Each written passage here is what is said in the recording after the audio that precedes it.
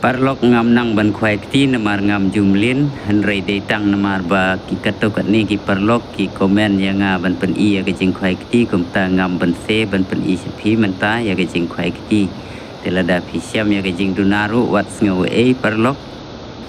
sakoi parlok ngakwa ban ya thu sepi namar chane jaka kendong jongi ke thut ba kan network teng teng ngam yo ban reply ya ki comments jong pi rewat ngau parlok ngan sa reply back endala poi kan network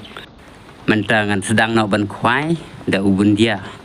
te perlok lada phis ngau tenat ngau bah like ba subscribe ru lada phim pat subscribe ya kan ke channel jong ni kublai sibun